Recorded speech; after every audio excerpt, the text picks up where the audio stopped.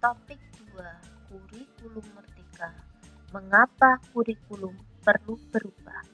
Oleh Lestari Ningtyas T. SPD SD, Guru UPT SD Negeri Tawang Rejo 2, Wonodadi, Kabupaten Blitar.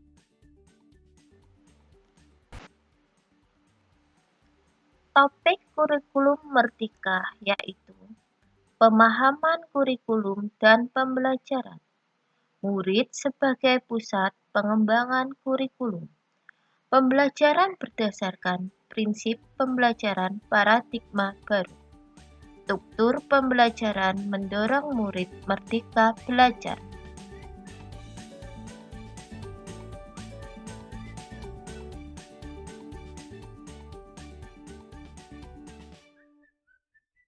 Topik kurikulum merdeka terdiri dari Modul 1 Kurikulum, Modul 2 Kurikulum Merdeka.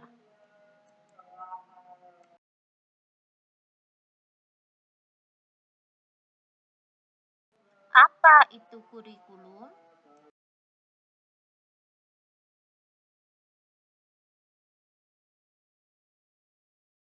Kurikulum dapat dimaknai sebagai titik awal sampai akhir pengalaman belajar murid. Kurikulum merupakan pedoman penyelenggaraan kegiatan pembelajaran untuk mencapai tujuan pendidikan tinggi.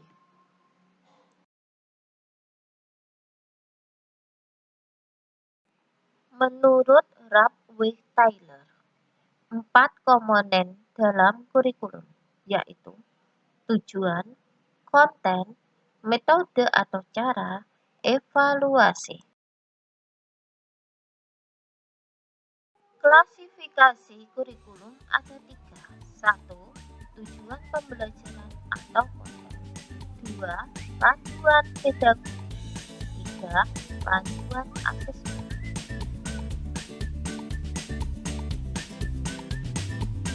Kemerdekaan dalam belajar aktif untuk pengembangan fungsi kurikulum bagi aktif untuk memastikan proses belajar murid.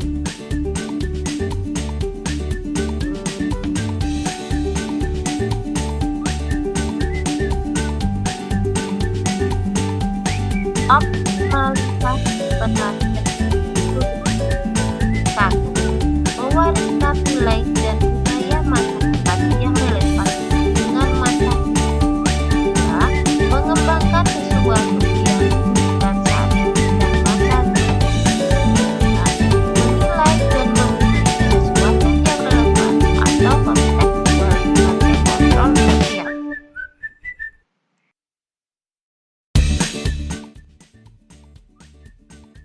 Kurikulum yang baik adalah kurikulum yang sesuai dengan zamannya, sehingga perlu dilakukan adaptasi sesuai dengan konteks dan karakter murid.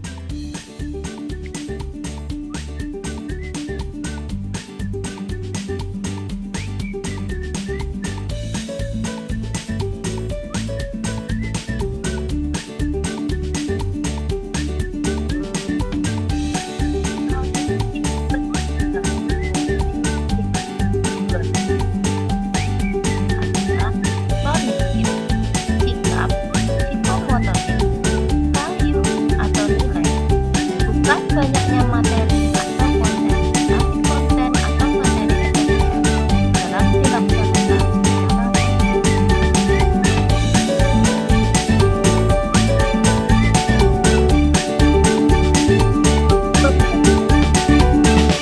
menekankan pada rasa ingin tahu sebagai dorongan belajar. Selain itu, transformasi pembelajaran murid fokus pada pengembangan karakter berdasarkan nilai-nilai Pancasila untuk mewujudkan profil pelajar Pancasila melalui pembelajaran berbasis proyek.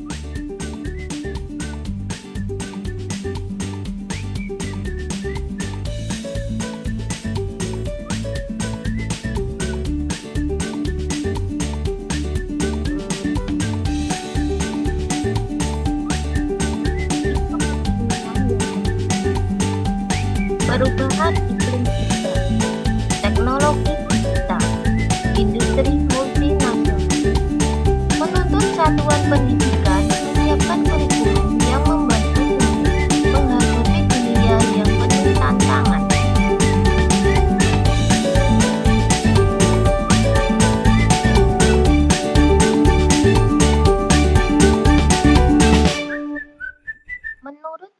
Fajar Dewantono. Maksud pendidikan adalah menuntun segala kodrat yang ada pada anak-anak, agar mereka dapat mencapai keselamatan dan kebahagiaan yang setinggi-tingginya, baik sebagai manusia maupun anggota masyarakat.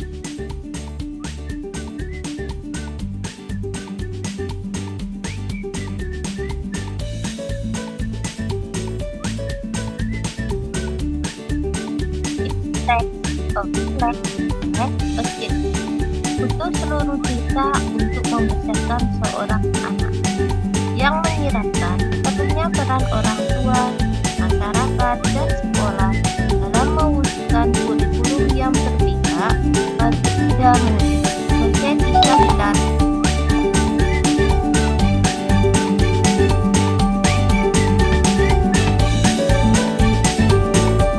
Konsep kesatuan yang membuat diimplementasikan di dalam kelas, sehingga kurikulum yang ditetapkan secara nasional perlu diadaptasi di tingkat satuan pendidikan.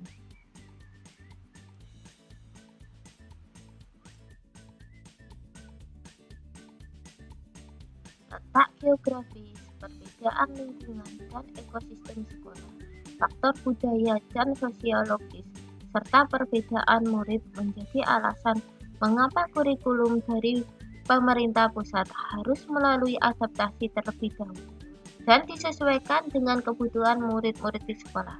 Hal ini bisa diterjemahkan dengan KUSP.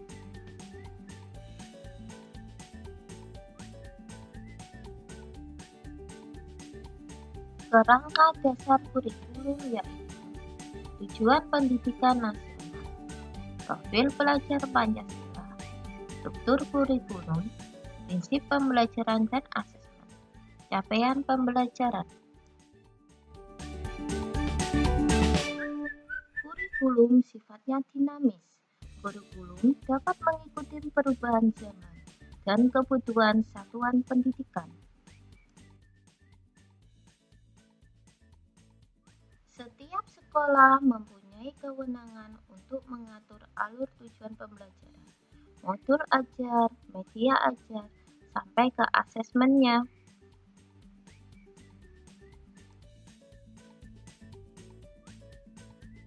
Dalam KUSP, kita dapat menyesuaikan rencana dan pengorganisasian pembelajaran sesuai dengan keadaan kontekstual satuan pendidikan, agar pembelajaran murid lebih bermakna.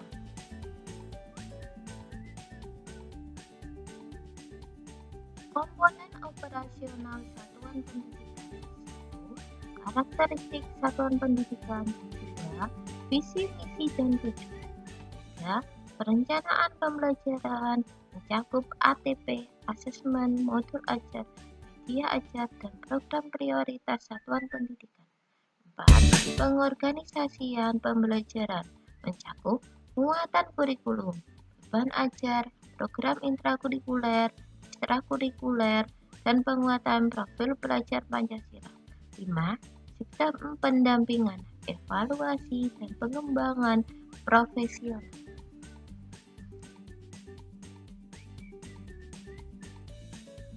5 prinsip pengembangan KUSP. 1. Berpusat pada murid, kontekstual, esensial, akuntabel, melibatkan berbagai pemangku kepentingan.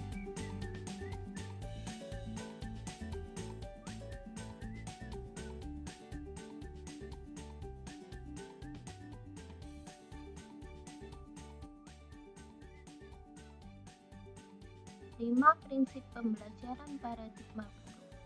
Mempertimbangkan kebutuhan capaian pembelajaran, membangun kapasitas belajar murid menjadi pembelajar sepanjang hayat, mendukung perkembangan kognitif dan karakter murid, menyesuaikan konteks kehidupan murid, mengarah pada masa depan yang berkelanjutan.